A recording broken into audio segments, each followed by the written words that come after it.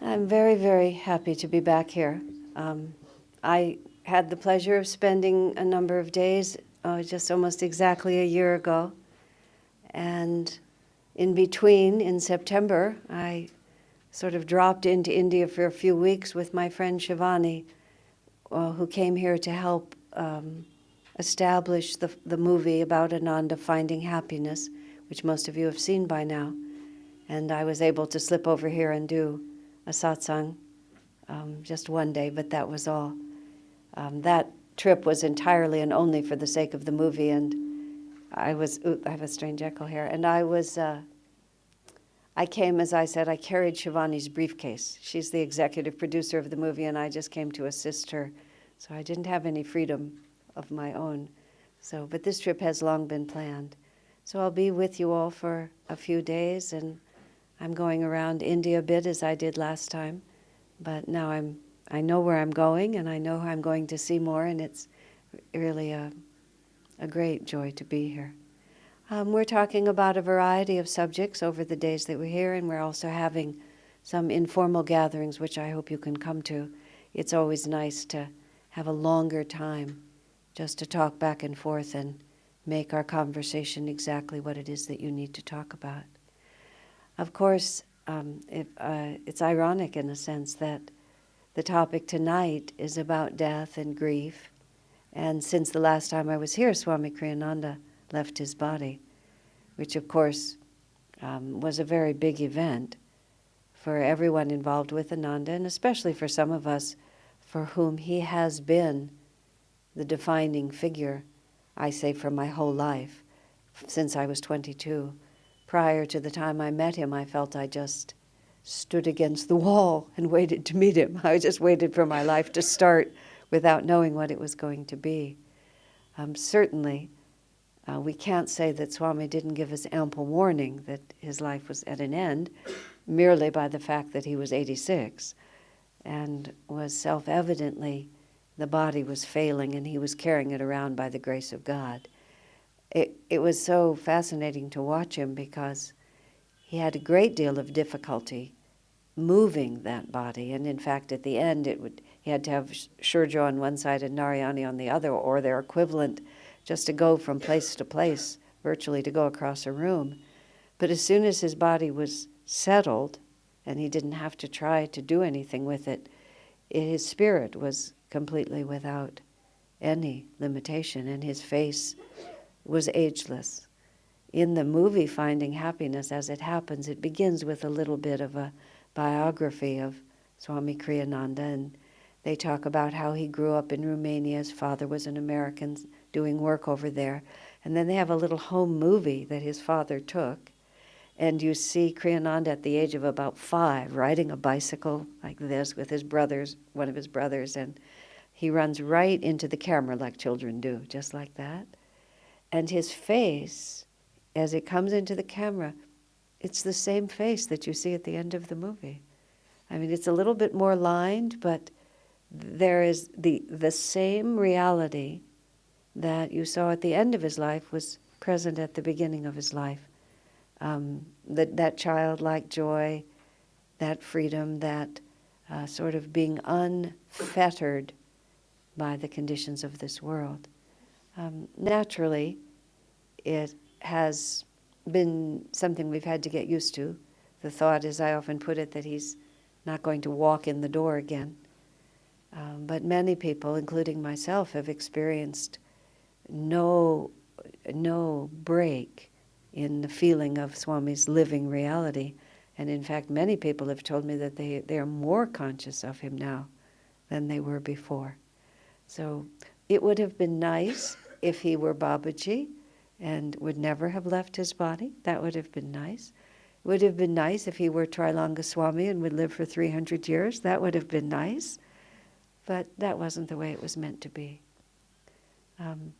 Now, when we talk about death, which is our subject tonight, in the context of a great soul like Swami Kriyananda, whose consciousness was noticeably not defined by his body, it's really a very good place to start to talk about death and grief and dying for all the rest of us and for all the rest of the souls we know that are highly bound. Either we, by our attachment, excuse me, need to clear my throat a little better. I'm being welcomed by your lovely Delhi winter air, but I'm still perfectly happy to be here. In any case, because the best way to live our lives is to live our lives in accordance with the ultimate positive possibility. And that's one of the reasons that the masters incarnate, is they want us to understand what's possible. Everybody else is telling us what's impossible. Everyone else is trying to bind us to the smallest realities that bind them. But the masters come in and just cut right through the whole story and show us something so completely different that it awakens within us, well, what is really our own intuitive knowledge of who and what we really are. When Yoganandaji came to America and did his tours around the country, he was the first Indian master of his stature, or almost at all, to spend a prolonged period of time in America. Vivekananda had visited for a few years and then he left. Swami Ramatirtha had come for a brief period and he left. But Yogananda was the first one whose destiny was America. And we hear all the history, a little bit of the history. Self-Realization Fellowship holds a lot of that history and hasn't really let it all out, but we know some of it. And we know that he traveled back and forth across the country. He called them spiritual campaigns. From one end of America to another, he drove a car in the 20s and 30s and 40s, and he got on the train, and he booked big halls, the biggest lecture halls in the biggest cities in America, which held, in many cases, many thousands of people. And he would fill the halls. He was the most popular lecturer in America. Now, I mean, you can imagine it. He was in his 20s and then in his 30s. He wore his hair long. He dressed in his orange robes. He was full of exuberant enthusiasm. He had no barriers to his affection for the people in the world, and it was remarkable. But there was another aspect to it, which I only found out many years later. He also did many miracles. He did phenomenal things in front of the audiences. Miracles, sometimes miracles of healing, and he did miracles in the sense of he defied physical laws. He would have two doctors come. Are there any doctors in the audience? He would get two doctors in front, and they would take his pulse. Doctor, what is the pulse in my right hand? And he would say the number. What is the pulse in my left hand? And he would have two different pulses that the doctors would measure. He would stop his breath. He laid himself out with the tip of his head on the edge of a chair, his heels on another chair, and he had 3 or 4 people bounce on top of him, and he could just hold his strength. He did other feats of strength. So he was not only phenomenal in the vibration that he put forth, but he used a lot of ways of drawing people's attention. Of course, what he was doing is he was trying to show in unmistakable ways that the life that we are living is not the only life that there is. And the limitations that we assume are insurmountable are not at all insurmountable. Now, once you start down that pathway, either because you were gifted to be in America and saw Yogananda do a miracle healing, or because you saw a poster and took level 1 Kriya course, or read Autobiography of a Yogi, or were taken as a child to the temples around India, or whatever it might have been, at some point or another, the idea begins to enter our mind and the feeling begins to enter our heart that there's just something else going on here, that what appears to be true And what the world considers to be the situation is not the whole story. In America, where I grew up, specifically in El Paso, Texas, until I was 15 years old, which is not the Varanasi of the West, I will simply say that. It was not a very elevated place to grow up. My father in World War II was drafted into the Army, and we ended up there because there was an Army base until my parents could organize themselves to leave. I remember being 10 years old and standing in the picture window of the house that my parents had at that time, 3809 Hillcrest Lane, looking out across the way at the neighbor mowing his lawn. You know how some images are so vivid? And I was staring. I didn't know anything about yoga. This would be, 1957. And I didn't know anything about spirituality or anything like that, except past life memories, because when I look back, I realize I did lots of yogic things without knowing they were yogic. And I was just staring, and I had this thought that if I stared hard enough, just concentrated hard enough at that poor man mowing his lawn, that somehow or another, the veil would separate, and I would be able to see something that I knew was there, which is that this was just a facade over a different reality. Of course, it didn't separate, and I, just sort of went on my way bewildered, and I lived bewildered in essence until I met Swami Kriyananda. Actually, until I met Swami Vivekananda through a book, and then Swami Kriyananda in person. But there was always this feeling that there was something different going on.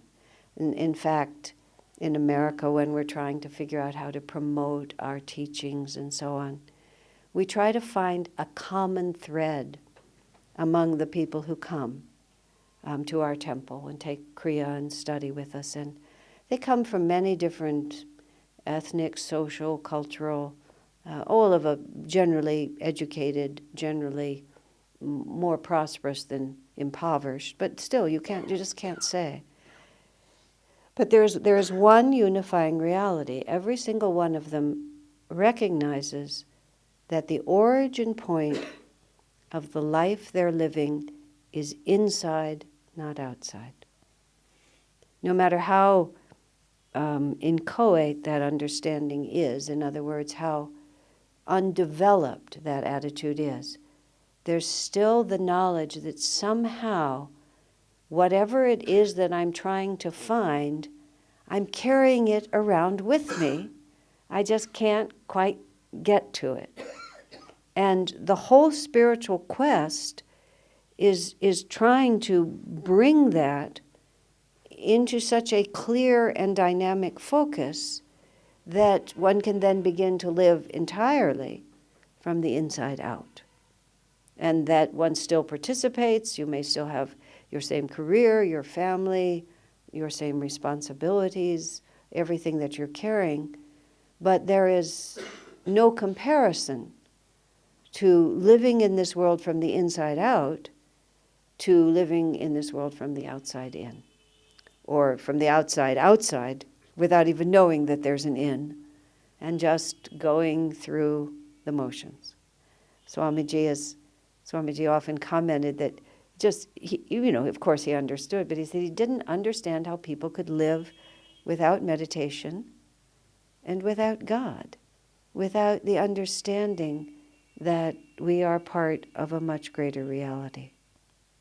Now, the other challenge there's many challenges of the spiritual path, but one of them, which is very notable, is that when we begin to understand any of these principles, know that the body that I'm living in is temporary, that my true nature is defined by another reality.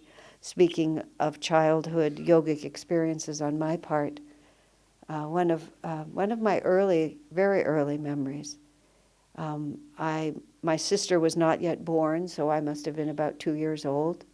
I have an older brother. My older brother was very clever, and he was always teasing what became his two younger sisters. I could hold my own some of the time, but like little children, we would have our little spats. And I remember when we would ride in the car, my brother and I would create chaos in the back seat. And we were in one of these experiences. My mother and father were in the front, and my brother and I were doing something. And finally, it got out of hand. And my mother was a very loving and attentive mother, but she was a very attentive mother. She turned around and she scolded either us or me. In any case, I was scolded. I didn't feel that she was being unfair to me. I just didn't like it. I didn't like being spoken to harshly. My feelings were hurt.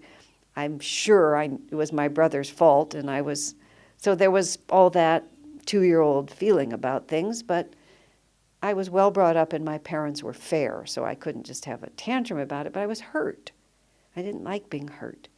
And I remember curling up, being small enough to just curl up on one side of the floor of the back seat, and with my ear on the floor of it, I could hear the tires running. And of course, the tires are and go, om, om, om, om. And I very consciously remember just tuning myself to that sound. And I also remember thinking, if there is a place inside of me that I can just turn my attention, and if I keep going inside, I will find that place that is always fine and is utterly untouched by anything that happens to me. Now, I remember all those thoughts, not in those words, but I knew exactly what to do. This world is not working for me, and there is a solution to it, and that solution is inside, and when I find it, I'll be fine. Now, decades later, I realized, my, I was just practicing yoga. Look at that. I knew that everything I was experiencing emanated from me. And even though it appeared that my reality was controlled from the outside, it was only controlled from the outside if I let myself be drawn away from the center. The second yogic experience that I had, I was a little bit older, but not much. And I had a shelf full of toys. In memory, that shelf of toys is as big as a wall, but I suspect it was a tiny shelf of toys because my parents wouldn't have bought me that much stuff. And it was filled with things, and I had this sudden impulse that I wanted to organize it. I had a personality then, which I have disciplined more now, but I still have it, which is I can concentrate greatly for short periods of time. Now that shorter time is longer, but I'm an artistic type. I'm inspired, and then I lose interest. So I wanted to organize my shelf, so I started by pulling everything off of the shelf and dumping it into the middle of the room. And then I lost interest. So I wandered off, and at some point my mother discovered that I had dumped everything into the middle of the room and wandered off, and she was not going to have that. So she brought me back, and she told me I had to put all those things back on the shelf. And by that point, I really didn't want to, and I didn't like having to be told, but she just put me in that room and I was going to do it. And so I did that thing that children do. Just forcing that little cry out, hoping somebody will rescue you. And I remember sitting on the floor, and I never lacked for drama, picking up one little toy, looking at it mournfully, doing a very forced boo-hoo-hoo, and then, as if it was the heaviest, the most difficult thing on the world, dropping it onto the shelf, and then weeping some more before I picked up the next one. I'm just going through this whole drama. My mother is having none of it. I'm just going to put it all away. Somewhere in the middle of it, a little voice inside of me said, oh, cut it out and just put the stuff away. Just like, why are you making such a big deal out of this? Just master yourself and do it. I don't recall that I did. But it was also, again, it was like reality breaks through. And reality says, you do not have to be subject to these moods, to these conditions. This is something you choose to participate in, or you choose to live in this world, but from the source of it, not at the edge of it. Okay? Now, I personally have always had an affection for death, is the only way I can put it. I have to add to that now both of my parents have passed away. Many friends have died. Swami Kriyananda has died, the most important person I've shared the planet with. But nonetheless, my life is blessed, not cursed. So it's not like I've lived through lots of traumatic death experiences. I have to say that just before. But my whole life, death has always seemed like a very, I guess the word is natural, and even friendly part of this whole experience. And it's always bewildered me a little bit, and America is really, really terrible this way, how people just would never talk about it. And even when death in America, when death happens, it happens once the person dies. These people that you don't know come in and they'll wrap the body in a bag. If you're in a house or in a hospital, you just walk out and you never know what happens.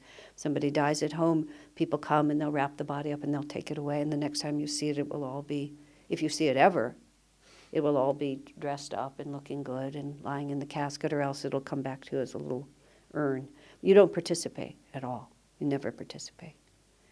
It was so refreshing to at least see, first in Varanasi, at least it's happening here. But quite apart from the mechanics of dying, everything changes in this world, doesn't it? And we're all heading toward old age. Of course, when we're much younger, we know it's not going to happen to us. By the age that some of you are now, you've noticed that it's going toward that nothing is staying the same. And what I was starting to say a little while ago is one of the greatest challenges of the spiritual path is once we have a truth or a principle in one piece of our life, to have both the clarity of mind, the intelligence, and above all the courage to actually realize what the implications of that idea must be. And then to have what I can only call the integrity to then try to live by what that must mean. If God is in charge of our lives, if in fact we are wearing a body but not defined by it, if in fact our reality is internal and the external conditions of our lives do not dictate our internal reality, if it's true anywhere, it has to be true everywhere. And that would take us into grief, that would take us into loss, that would take us into illness, that would take us into disappointment of all kinds. Now, the magnificent power of this teaching is described by Krishna in the Bhagavad Gita. Even a little practice of this inward religion, he says, will free you from dire fears and colossal sufferings. And those threefold sufferings are classically old age, sickness, and death. But a little practice of this teaching does not save us from death. I mean, a lot of practice of this teaching can save us from death. Babaji's power to overcome it, Jesus' power to resurrect, Master's power to resurrect someone else, Jesus' power to resurrect someone else. All of those, it is possible with a lot of practice of this teaching to simply transcend the power of death altogether. Autobiography of a Yogi, the whole chapter, the resurrection of Sri Yukteswar. He just, as Master says in that, I buried his body under the sands in Puri, and then he's standing in front of me. And Master, in that chapter, in Autobiography of a Yogi, he's so exact. He bent down and it was the canvas shoes, and he talks about how he felt the toes, the same toes of his guru that he touched many times. And he knew that he had taken those very toes and he had buried them in the under the temple, under the mandir there. But now they were standing right in front of him. So there is that side of our relationship to death, which is the masters tell us it's just a veil. And with sufficient spiritual advancement. We can return from the other side, or we can cross over and literally see the reality of what's really happening. In the Bhagavad Gita, again, when Arjuna is reluctant to engage in the battle, and he talks about not wanting to, be the cause of the death of his kinsman, and Krishna speaks to him and says, when you slay their bodies, you see them fall. Krishna says, I see them rise, because he sees them slough off the body and then the spirit expands. And Arjuna's view is only that the body falls. So right there you have, between the guru and the disciple, of course Arjuna was more advanced than that dialogue would indicate, but you have the two perspectives on what happens when we die. So we, as truth seekers, as devotees, perhaps as disciples, some as Kriyabans, those of us who are practicing some of this inward religion, face an enormous challenge, because we have all this lifetime and many lifetimes before of hypnotic habit. And we have all these vrittis in the chakras of loss and mourning and belief that when someone dies they are gone, of inability to bridge the gap. And then we have the teachings of the masters, which we have embraced, at least on some level, and the implications of them take us somewhere completely else. Now, that's one side of it. But the other side of it is even more, I think, sweet, is the way I would say it, which is the other thing that the avatars do for us is they show us how to live perfectly in this world. And we can read it on paper and sort of make it up. We can interpret words to suit our own prejudices, is what we tend to do. Master said that reason follows the feeling of the heart. It's very interesting. Even physiologically, they are discovering that the physiological similarity between the heart and the brain is much closer than they knew. That literally the same matter, cellular matter that's in the brain is also in the heart. And that we think with our hearts much more than science knew that we did. Master puts it in just more or less chemical terms, but whatever the heart is predisposed to feel, the mind will find a reason to support it. All right, so we can't just read and make up the teachings according to our own limited understanding. We have to start with the example of the masters. And Paramahansa Yogananda is exactly, he brings so many things to an extraordinarily accessible focus, both with his autobiography and with many of the documents that we have, because it's in current times and it's preserved. Krishna now is a legend. Buddha is a legend. Rama is a legend. Jesus is a legend. It's very difficult to penetrate through all that's written what that individual was really doing. And here's another factor we have to keep in mind about these masters. This fascinates me when I meditate on this. These souls are self-realized. The one who incarnated is Paramahansa Yogananda as a fully realized master. He attained self-realization. And he was born free as Yogananda, but he had many, many incarnations in order to reach that point. In fact, Yogananda said he remembered back to the level of being a diamond. He remembered his own individuality trapped in the form of a diamond. I don't know who's wearing a diamond, but think about it. Wow, I'm wearing an emerald. Wow, who is that? Who's in my emerald? Everyone who has a gemstone knows that there's some living force there. If you choose a gemstone, I know when I bought this emerald, the jeweler put several in front of me, and that was mine. And it wasn't just the shape and the color, and these are astrological stones. This one also, there were a number of stones there, and one of them belonged to me.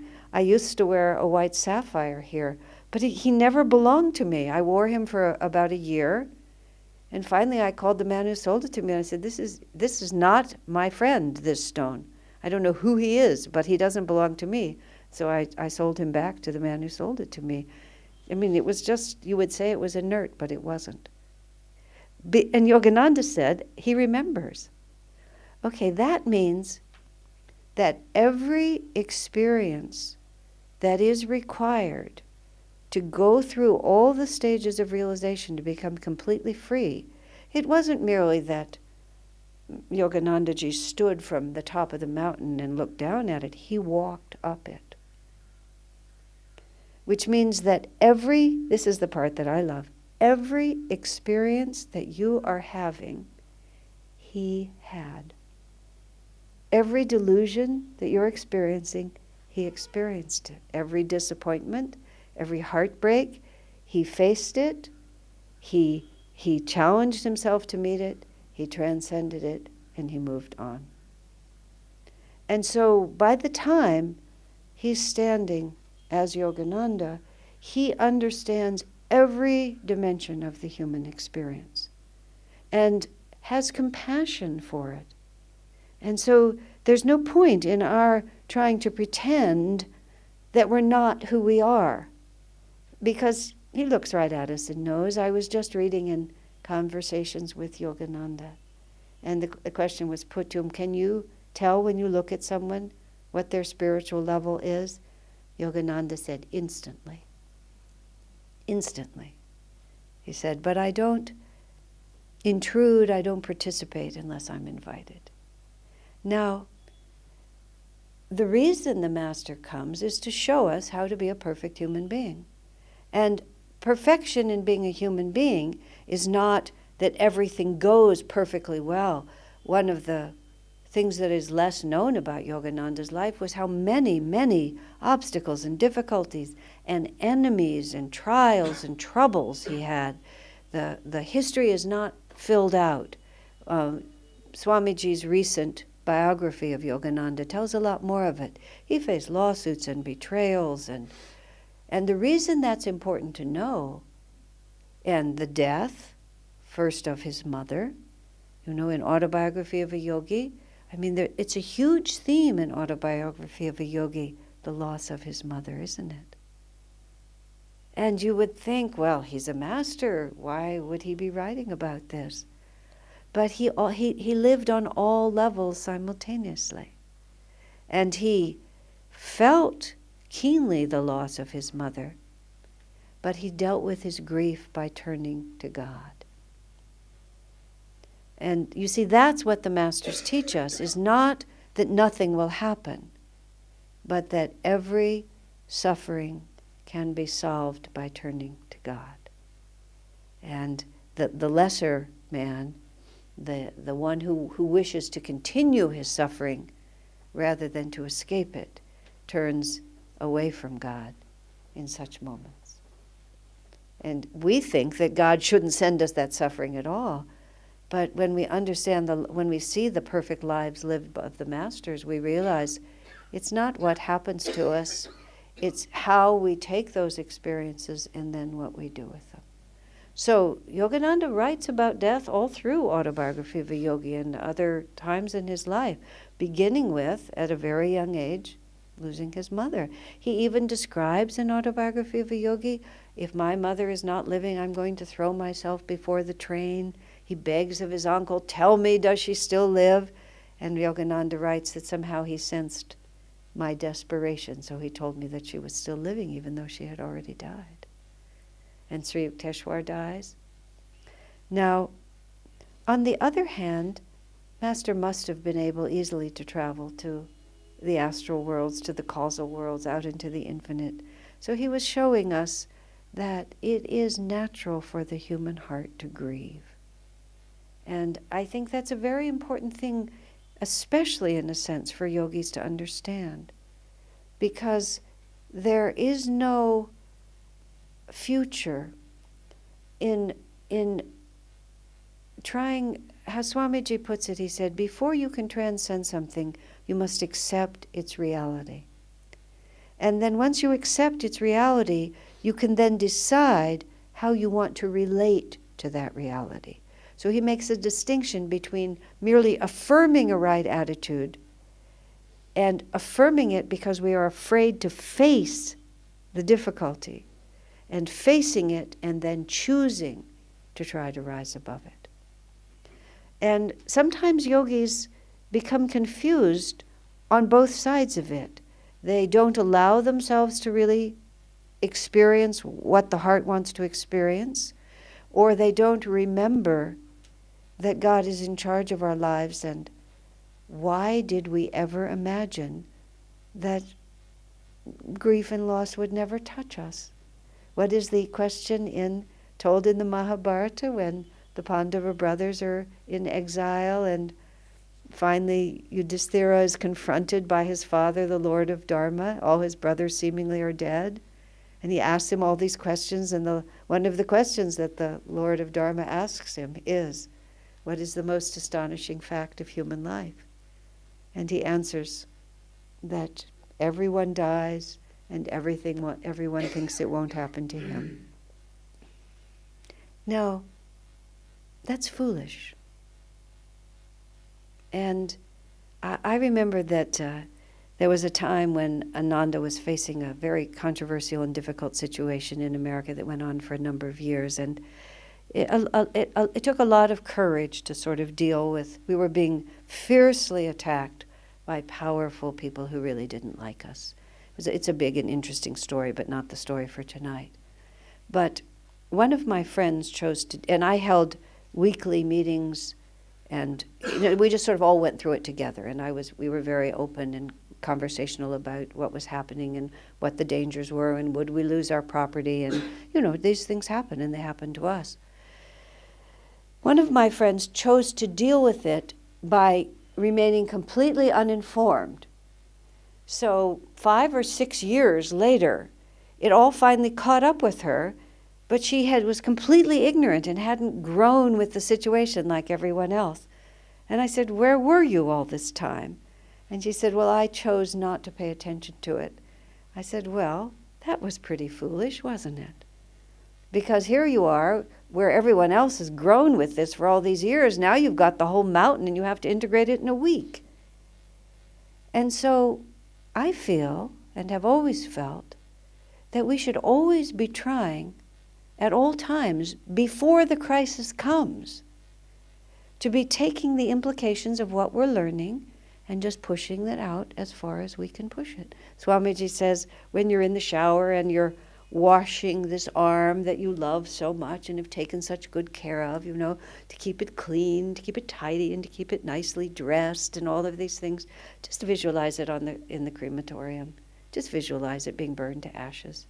Just visualize it just going away to nothing. Or this pretty face becoming, well, not this pretty face, but the pretty face, just becoming old, as it always does. My aunt was 87 when she died, and age was not kind to her. She was totally wrinkled and age spots, just from edge to edge, and all her neck and her chin and her widow's hump. I mean, everything that can happen. It all had happened to her. But she became these 2 bright, beady blue eyes right there that were just exactly the same, powerful, intelligent, and ready. And the whole rest of it had just gone all to pieces. But she'd held on to the only thing that really counted, which was her own inner reality and letting her life be lived from the inside like that. So that when her body disintegrated, her husband became ill, all of these different things, she was right there. She was standing in there ready. Now, Master, another experience of Master that it was so meaningful to me, two of them. One of them is also in Autobiography of a Yogi, and it's about, of all things, his pet deer. And the story, as many of you know, is that he had a deer, a fawn that he was so attached to that it slept in his room, and he loved it. And the fawn, he left to go to town, and he left instructions that it not be fed. It was overfed, and it became sick unto death. And Master was so attentive to that fawn that he fought with Divine Mother for his life. He prayed for him to get well, and the fawn was gradually recovering. But then the fawn came to Yogananda in a dream and said, "You are holding me back." And then Master had to stop, and he tells us in the story, what am I doing? The jiva, the soul, is ready to advance, and I want to hold him in this body. And so he immediately released the fawn, and within minutes the fawn died because he let him go.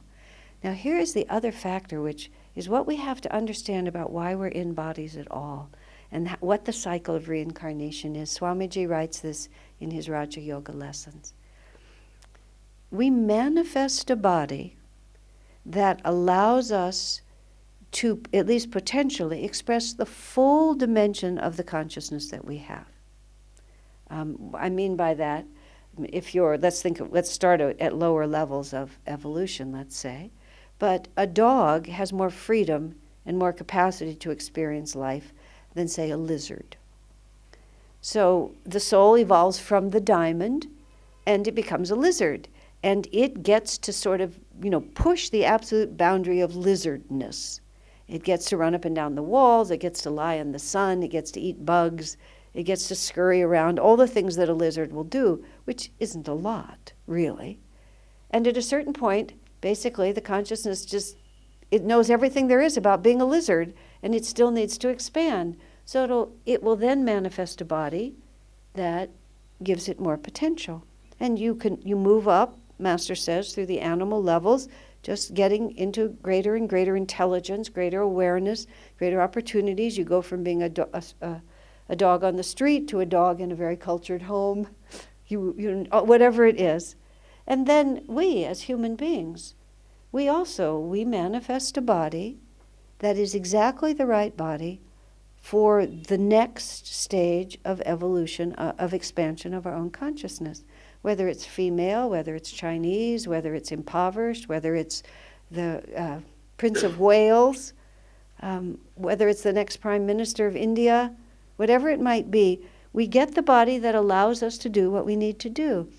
I spent time in company with several men for several days who were very big. I don't have a particularly large body, and I'm very comfortable with the size of body I have. And I was very impressed, ridiculously overwhelmed by the sheer size of these men, the size of their hands. A big man is big everywhere, big elbows, big knees, big head. And I just was foolish in my gosh, you're so big kind of response. Finally, one of these big men turned to me and he said, "Asha, this is the right size body for my consciousness." And I laughed because I realized, of course, that's exactly right. He made the right body for the life that he had to live. A woman friend of mine, she's 6 feet tall. She's at a time when she grew to 6 feet at a time when women were not growing quite that large. And she moves through life like a warrior. We were talking once about being bullied as children, and she was talking about being in high school, already 6 feet tall. This woman came up to her, another girl, and was giving her a hard time. They were by a swimming pool. My friend said, without any conscious thought, she grabbed the woman by the arm and threw her in the swimming pool and then just went on with her life. It's just like, that's who she is, and she doesn't take it from anybody. So she's big like that. The woman, of course, never bothered her again. She didn't even think. She just did it. That was who she was. So, like that. But you have to understand, and this is the critical point, this is not an end in itself. I mean, the whole experience of living in a body, it's always changing, isn't it? From night to morning, it's different. And it's definitely progressing from infancy through middle life, through the period of time of accomplishment, through the waning of our energies, the having to accept, either disappointment or resting on what we've succeeded to do.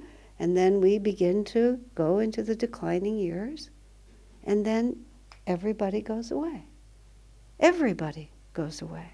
Everybody goes away except Babaji. And if you were Babaji, you would know. Okay? Every single person you love, and you yourself, you will go away. So, who do we want to be in this world? Do we want to be the one who's going to go away and always be so anxious about it? How do we want to love the people close to us? Do we want... Now here's the point in it. As soon as Master, and of course he was just making up a fable so we would understand it, as soon as Master realized, and this is what the deer said, you are holding me back. There's Keshava will hold up a book I just published that was just published here. It's questions people ask me. The very last question is about a woman who had a Great Dane, a dog, and the dog, for various reasons, eventually had to be what we euphemistically call put to sleep. You know, its life was ended by the veterinarian. It wasn't. And she was so distressed about this. And among the things that I wrote to her in that letter, which are now in the book, I said, you know, it was nice being a Great Dane, which is, a great big dog. But do you really think it was like the end point of that jiva's evolution? I mean, how much fun could it really be to be a Great Dane? You know, you sniff at this and you run after that and you get taken for a walk in a park and then you gobble up your food and then you go to sleep. I mean, really, you can't read, you can't watch television, you can't do Kriya. I mean, you can't even talk, you don't have thumbs. I mean, it's like it's very limited. It's fine, but if you really love that creature, why would you want him to stay in that body 1 second longer than it served his journey to bliss? And yes, it's true that, if someone is very, very dear to you and you have a wonderful time together, you're gifted with true friendship, true selfless love, and you've really served each other, but that soul reaches the end of the possibilities of that journey. Why would we want them to stay in that body 1 second longer than it serves them? Is this love? Who are we loving? And at the same time, it would be completely unnatural just to say, oh yeah, my best friend died, my beloved pet died. And so we have the story in Master's life. It's not in the Autobiography of a Yogi, but it's the story of his life, of his disciple, Sister Gyanamata, who was his most advanced woman disciple, who suffered in her physical body for 20 years because, as Master put it, he had the key to her life, and she couldn't leave that body until he released her. And during that time, he said, she worked out karma for many, many disciples, not for herself, all for disciples. And then, when she died, he saw her merge into the infinite. She became completely free. Now, that's a very high level of passing. But when Master spoke about her at the funeral service, he wept.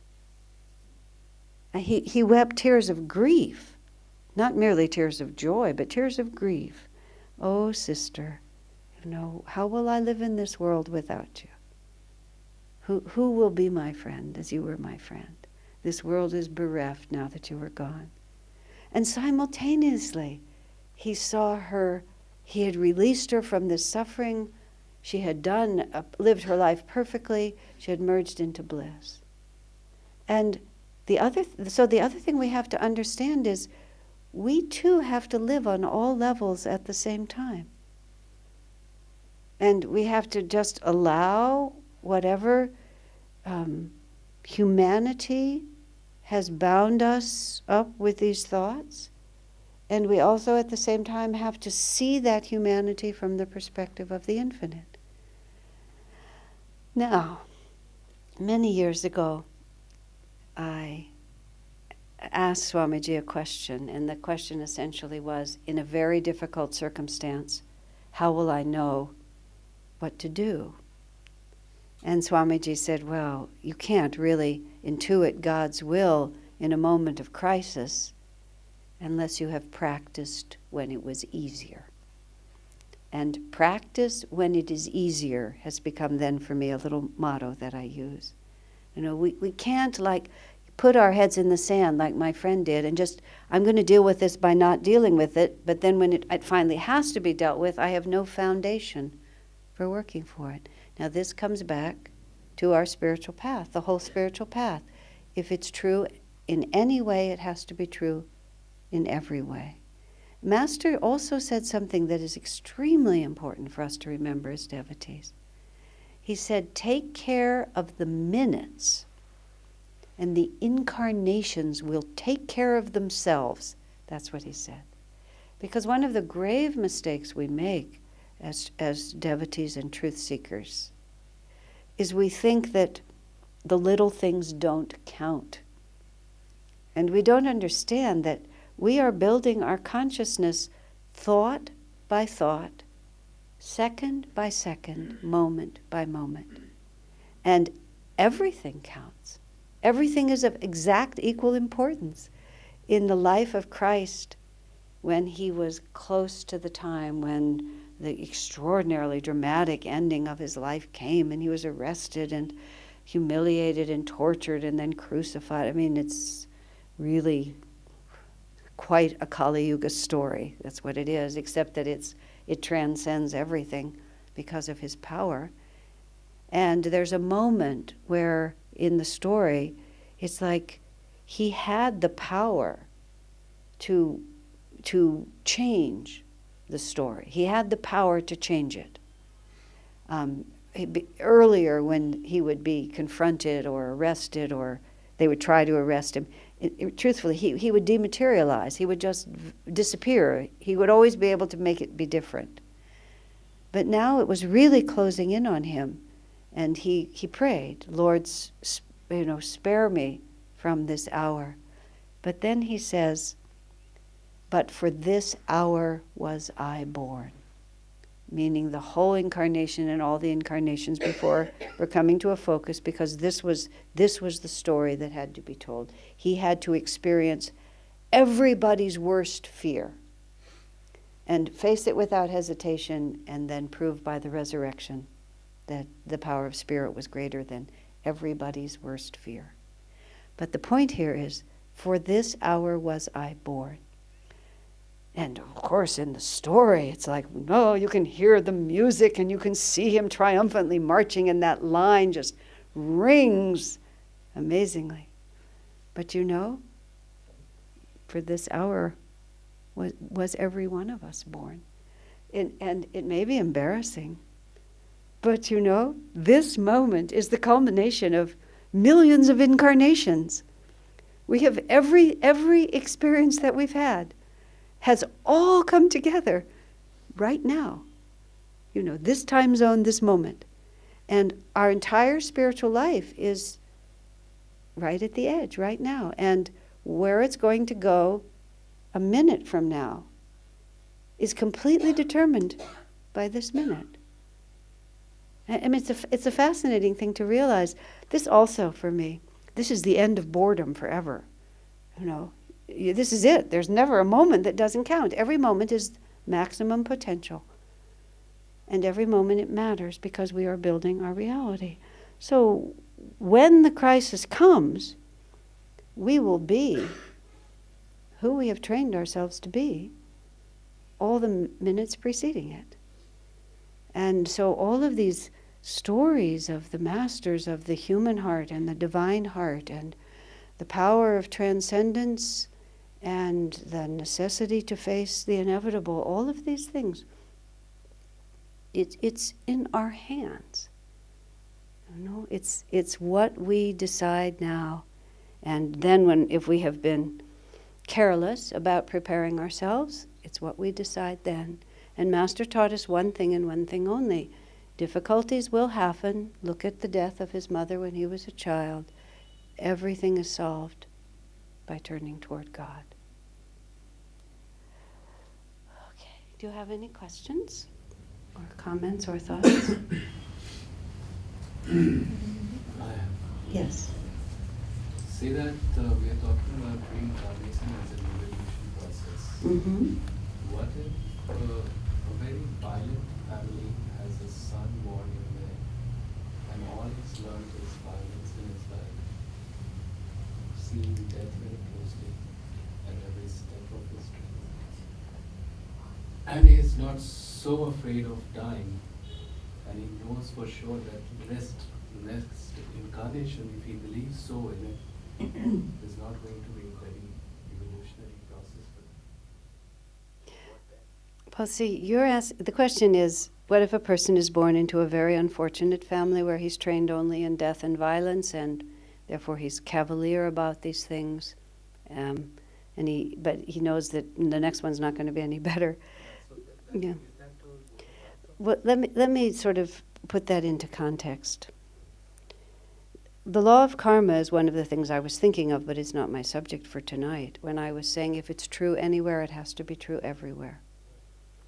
Okay. If there is divine law, if there is divine justice, if in fact our lives evolve, well, the subtle reality of it is that all of our thoughts and actions are registered as vrittis in the chakras, and when the physical body dies, that energy pattern goes into the astral world, and that energy pattern determines what happens next.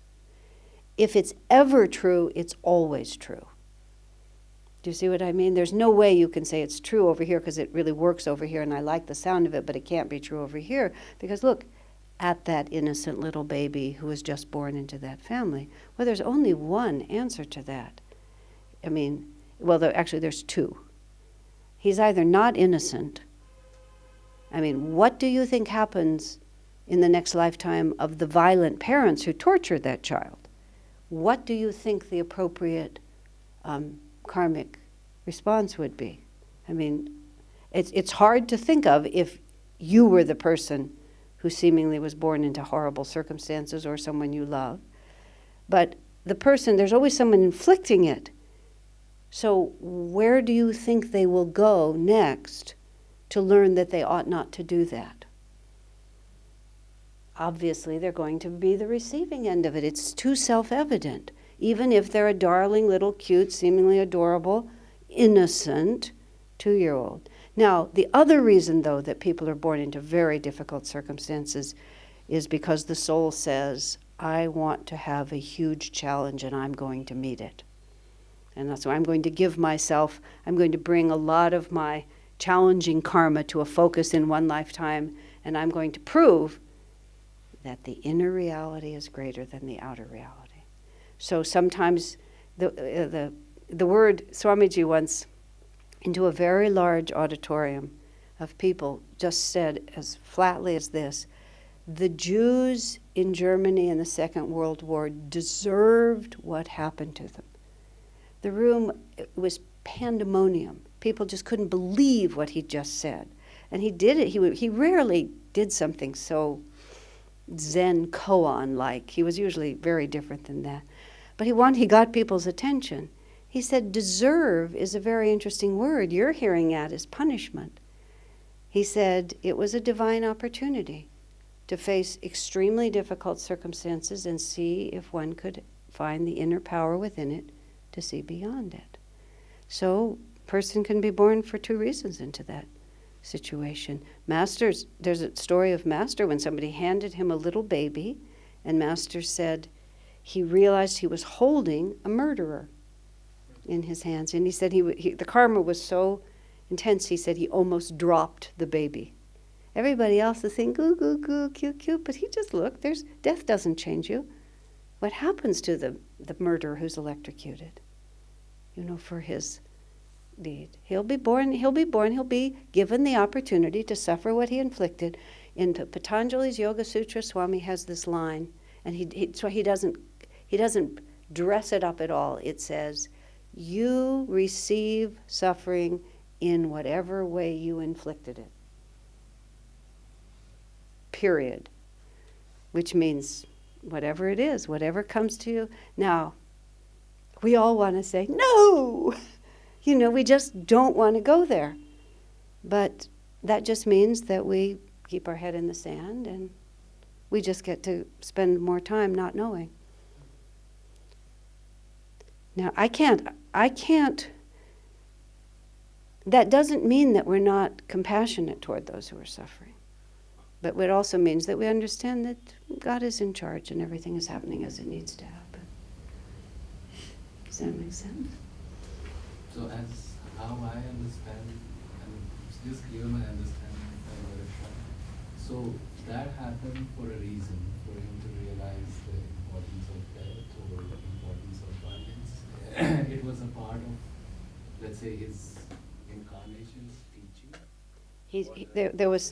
He needed to understand, to persevere against difficult situations, to not respond violently to violence, to be compassionate toward those who are caught in delusion, to realize that when people are treated like this, they suffer, and therefore I need to think about that before I impose this on others. I mean, any number of things, any long list of things that you could make. He could be learning any of them. What he actually has to learn, you have to have the intuition to know. But there's 1,000 positive lessons from that experience. You see, merely because it's difficult doesn't mean that it's bad. He deserved to have that happen. He deserved the award. He deserved the recognition. He deserved the promotion. He deserved that horrible life. Shouldn't he be afraid of that then? Why would anybody? Because knowingly he would go into next reincarnation of suffering. You'd be afraid of life. You know, there's no, let me just put it this way, and then I need to give someone else an opportunity. No, let me just think about how to say this. It's not like you're not suffering now. What the masters say is the physical body dulls all experiences a little bit. So both joys and suffering are dulled by the physical body. So when the physical body comes off and we're just in the energy body, everything is intensified. So if you are evil and you're going to experience more evil, it will be more intense in the astral world. But dying is, stepping from here to here. Or I just came from California to India, and it's different here, but not that different. And death is like that. It's different, but not that different. So a person who is going to have an evil fate in the next incarnation is already having it right now. Who's going to have an evil experience in the astral world is already having it, because it's a continuation. It's not like a complete obliteration and then starting over, unfortunately. And that's why suicide doesn't get you anywhere, murder doesn't get you anywhere.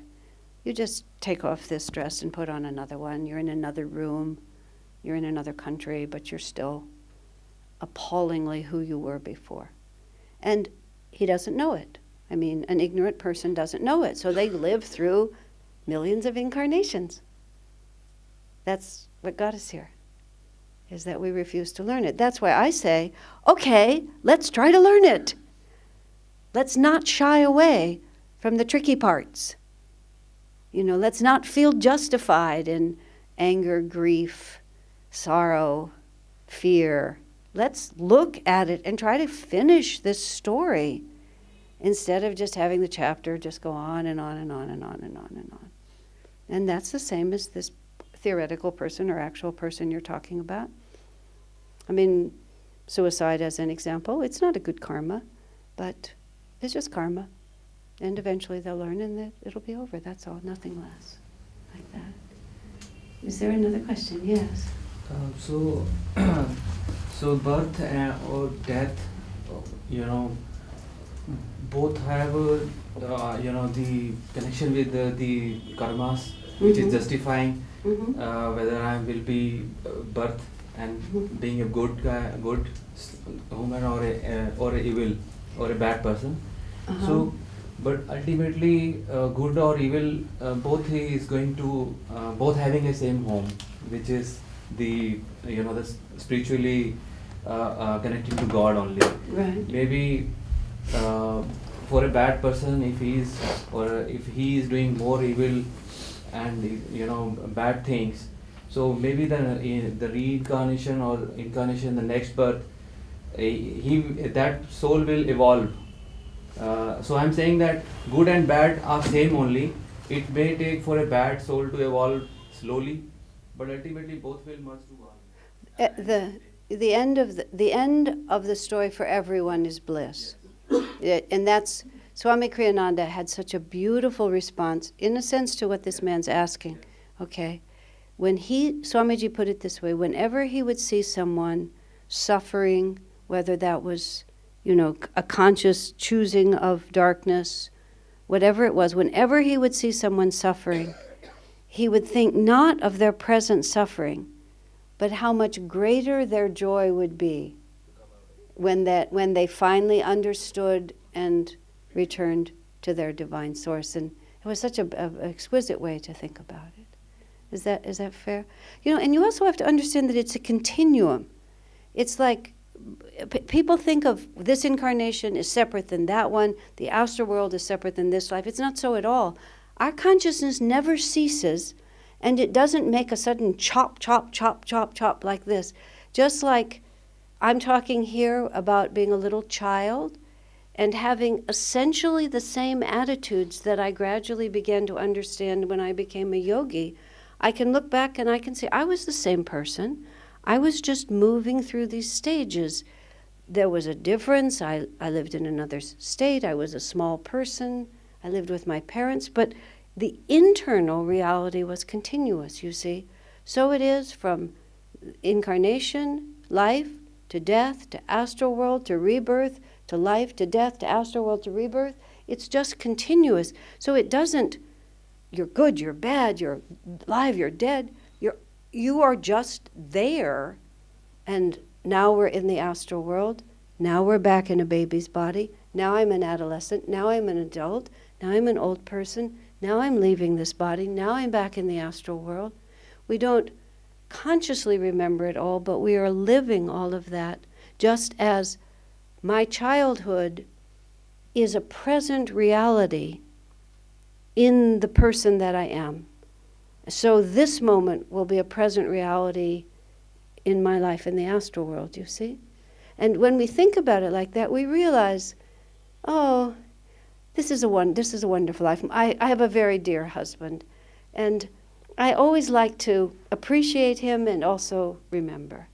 When I leave on a trip, goodbye, darling, I presume that I will return. But if I never see you again, I want you to know how much I've enjoyed living with you. I want it always to be current, always to be positive, and always to be ready. Not that if he died while I was away, it would be simple for me or anything like that, but I always want to be ready. Why pretend? Why put my head in the sand? Where will that take me? And when I see someone who's really suffering and I want to be mad at God or make it different, I think, why pretend? Let me just look right at this. I'll tell you something Swami Kriyananda said. We saw a movie about Mother Teresa of Calcutta. And it was a very good documentary. This was many years ago. And when we came out of the movie, Swamiji said something very challenging in a way. He said, of course you see those poor, suffering people. And of course, I'm in the country now where that was filmed. In America, we don't see what you see here. He said, of course, you feel compassion for these poor people who are dying on the street and impoverished. And then Swami said, but when they bring the camera right close up to their eyes, he said, you can see why they ended up there. That was quite something. In other words, he could see the karma. He could see the consciousness. And he can say that very impersonally, you see, because he loved everybody just the same. It was just a fact. Everything happens as it's meant to happen. And yes, of course, the compassion, they had the good karma then to be saved, but you could see why they ended up there. Yes? Yeah, and this is very practical situation, like, I have a grief because I lost my dear ones. This is one situation. But there is another situation, because of the bad energy or bad people. If that bad guy is died, then I say, it's very good that he's died, because I was suffering because of that person. So how should we see equally from spiritual perspective? When I have a grief only when my dear one is died, but I don't have a grief because that bad guy is no more. You have to practice when it's easier. Yeah, You have to practice when it's easier. You are one with all of creation, and the master. Everyone is equally a child of God. You don't have to allow that bad person to run roughshod over your life. But you have to have the same compassion for him. You have to pray for everyone. You have to be realistic, but you have to have the same compassion, because as you judge, so you shall be judged. As you are unsympathetic in your hour of need, it will not come to you. I had a strange experience. Had a strange experience. The details are unimportant, but I was afraid of something, and I kept praying for Divine Mother to comfort me. And she wasn't comforting me. And I really wanted to be comforted, and there was no comfort coming. The fear just kept on. And I suddenly realized there was a person in my life that I didn't like. And he was not a likable man. I don't mean he was evil. He was just not pleasant. I didn't like him. I did my best to avoid him. I was always cold to him. And I realized I had not given sympathy when sympathy was needed. So now that I wanted sympathy, it wasn't going to come to me either. And the two events looked so unrelated, but suddenly I realized they were exactly the same. Because I did not live in a world in which compassion was freely offered. So when I needed it, it wasn't there. And I went back. I was away from that man. I was so nice to him. I don't know, he must have just thought I was just completely loopy, and I've been as nice as I could possibly be to that particular man ever since. Because I need compassion. And if I don't want to be caught with it, living in a world where it doesn't exist. And it was as simple as that. Yes. A very simple question, madam. Very down to earth. We keep on talking about the astral world. Right. I'm struggling for the last few years to understand what is an astral world. Right. And we talk about life after death. Do we really have any proof of life after death?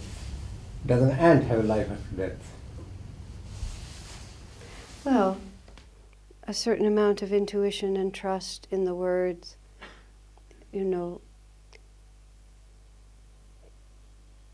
at a certain point you have to decide that there are those who have understandings that I don't have myself.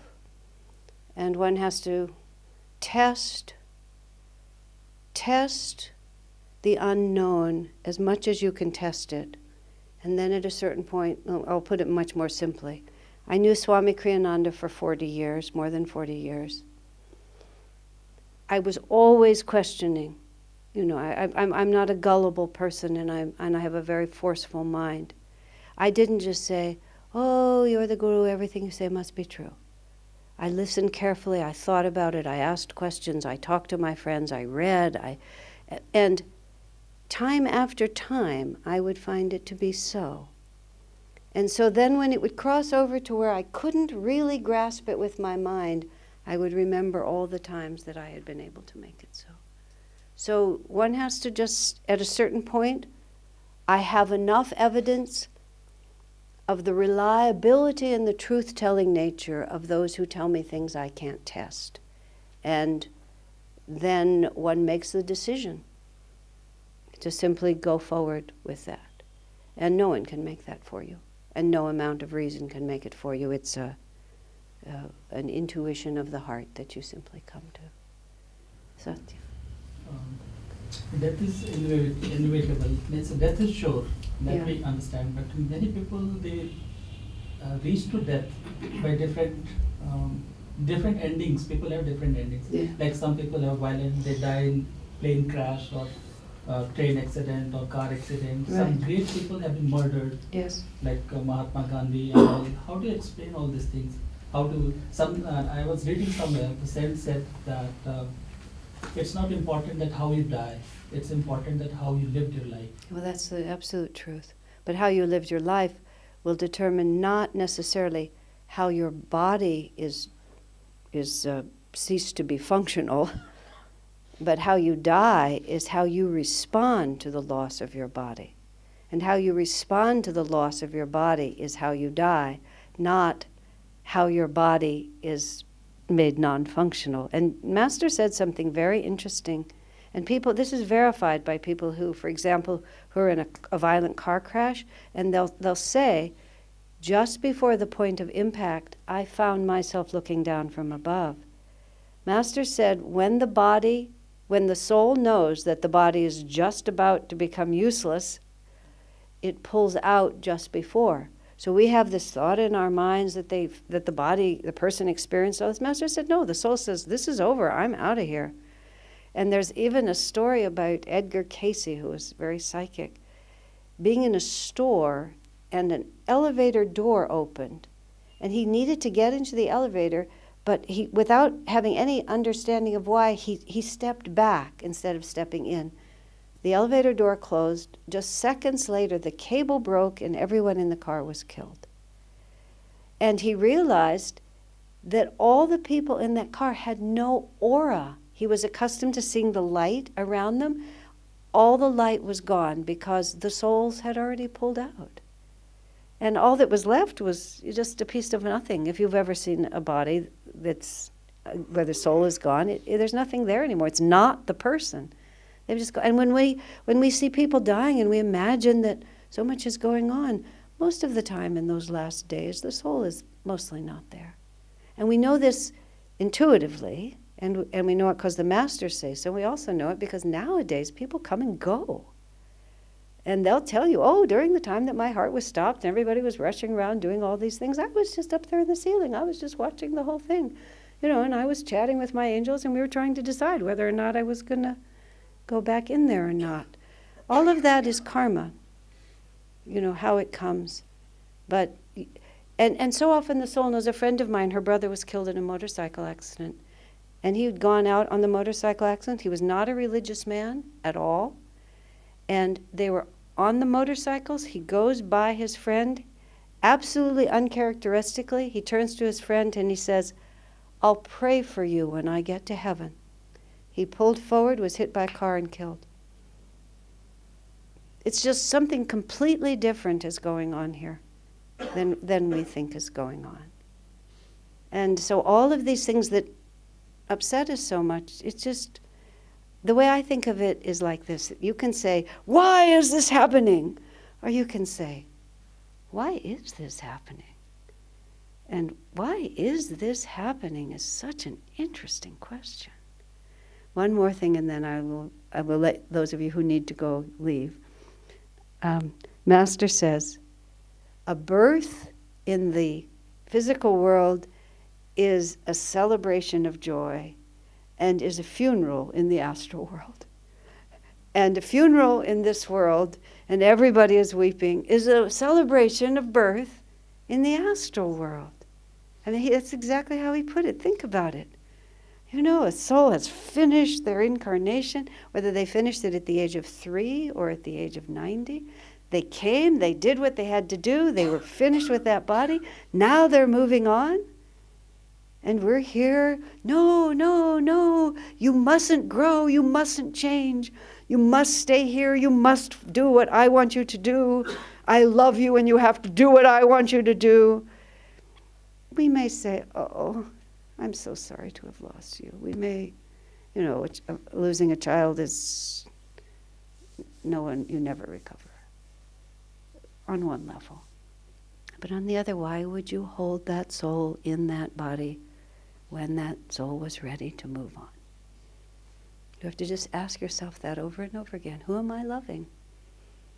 What am I trying to do here? Why am I here? Now, we have gone a little past what we promised. Excuse me, sir. I'm happy to take your questions, but I will not consider you rude if you now need to get up and go. So, okay, let me hear your questions. How do you pay off your karmic debts? To the same soul, or is it just any other random soul? Oh, that's a very good idea. How do you pay your karmic debts to the same soul or a random soul?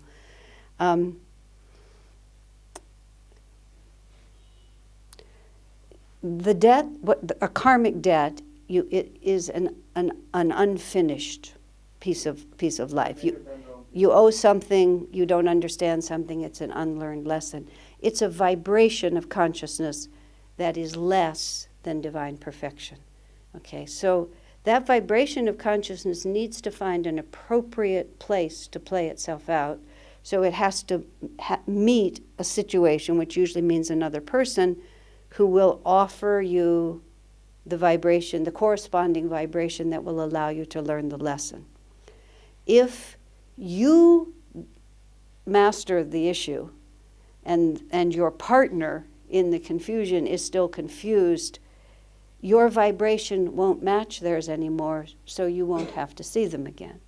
If they master it and you're still confused, you just find someone else where the key fits the lock. And so you will meet the same souls over and over again as long as both of you have unfinished business. But your unfinished business cannot bind someone else, and their unfinished business cannot bind you. That's the important point to realize. When you're done, their vibration can't find you. And you just go off. You go on to whatever it is that you have next. And they have to work it out, but not necessarily with you. Does that make sense? That essentially means that you can pay it off in the same lifetime, even Absolutely. if the person goes away. Even if the person has died or gone away, because it's all...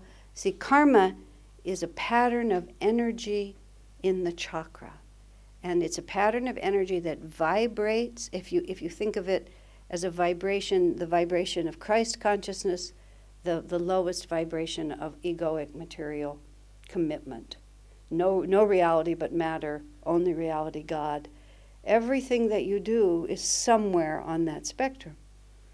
You know, if I beat my children, if I steal my brother's inheritance, if I care for my dying mother with absolute selfless love, if I meditate every day, you see, everyone, it has a vibration. And that vibration, because we identify with it, is stored in the chakras as a vibration of energy, and that's what goes with us, and that creates a signal that brings the whole next situation to bear. And so just because that person has gone away doesn't mean that you can't dissolve the misunderstanding that caused you to be caught. You can develop compassion for that awful person that you were so glad that he died. You can gradually expand your awareness to realize how much he was suffering and how much you want to help him. And you may never see him again in any incarnation, but you will have dissolved what bound you to him. Do you see? Somebody who mistreated you that you hated. You don't necessarily have to go back and see him again. You can overcome that hate without ever seeing him again. And then you don't need to. Except perhaps to help him, but that's different. Yes, Kuldeep? Does this mean that, the people that we are coming across in this lifetime are probably having difficulties because of them or differences with them? Are we carrying them from the past lifetimes? And Are the people we meet from our past incarnations? Yep, you bet. Everyone, we're just drawn together over and over and over and over again. Yeah. And probably I think the second part that I was going to ask, you already answered it. If we want to overcome them, if we don't want to meet them in the next lifetime, we have to give them up. Right? That is a very powerful incentive, and I say that to myself many times. Bad enough that I'm doing it now, I really do not want to see it again. And that puts my little nose to the little grindstone with a tremendous amount of energy. There's no way ever to escape this except by facing into it and transcending it. Why wait? Give them, you might forgive them, do anything. The other guy is not. It's exactly what I was answering him here. Yeah, you have to match. Friends, I think I'm going to call an official end to our evening, but I'm happy to answer more questions if you like. It's really a joy to see you. Apparently I'm going to be here for several more days in various forms. So I hope to see you all again, and even more now as you wish. God bless you.